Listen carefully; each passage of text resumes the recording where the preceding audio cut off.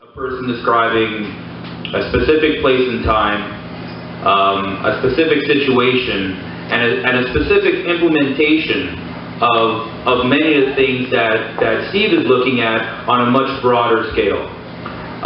So whereas he's more like the macrocosm, and you really are looking for those big answers, and it's great that you do, because we need to find those big answers. I've been more, through my experience, just looking at where we went wrong. Well, we're supposed to be peacekeepers, right? And right now we're fighting a war that we have no business being part of. Exactly. And when I joined the military, I joined under the understanding that I was joining as a peacekeeper. You know, I had been told, you know, in school and through the media that Canada had this great heritage as peacekeepers. We were going out into the war. We were stopping people in Africa from killing each other. We were going to, you know, to Bosnia-Herzegovina and making sure that the genocides weren't occurring. And shortly after I joined, Harper came into power, and the dialogue very quickly shifted towards Canada's peacekeeping mission in Afghanistan to Canada's war in Afghanistan. And that happened, I believe, around 2005, 2006. And then that's when we went to Kandahar. And then that's what basically set up the foundation for my eventual tours and for what I witnessed once it was already full-blown.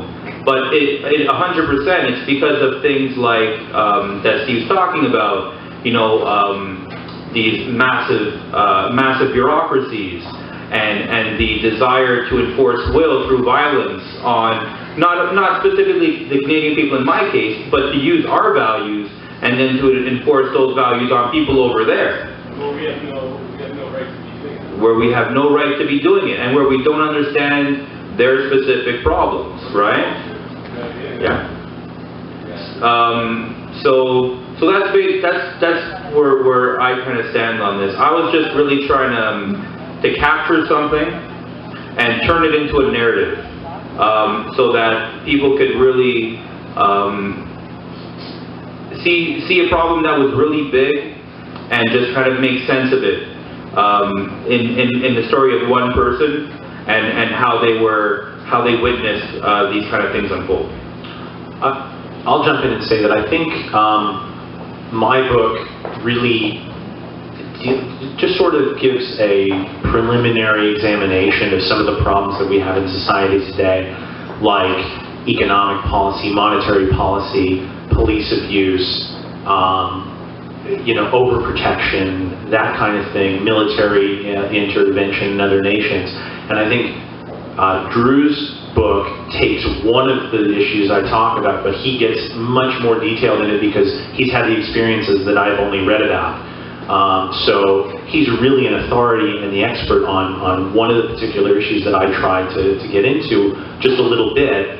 But my book tried, like he was saying, to be much more broad and to draw similarities between that problem, but also to show that that problem, even though the symptoms are different and sort of the, you know, all of the elements may be different, at the heart of it, to me at least, and Drew may agree or disagree with this, but for me at least, the root of that problem is the same root of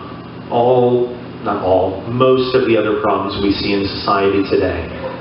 It is also the root, you know, this giant bureaucracy that controls the military, that has no competition, that takes your money and spends it the way they see fit, that violates people's privacies, is the same organization that is also creating monetary policy. It's also regulating who you can and cannot marry, what you can and cannot put into your body. And these, to me, are all symptoms of the one root problem that I discussed earlier. And to answer your original question about, you know, how would things work in the absence of a one-size-fits-all state government to force everybody into doing what they want, my book really tries to deal with that. It tries to say, you know, my book is sort of a response to the questions I've heard over the years, like, well, how would the roads be paved without the state? How would police function without the state?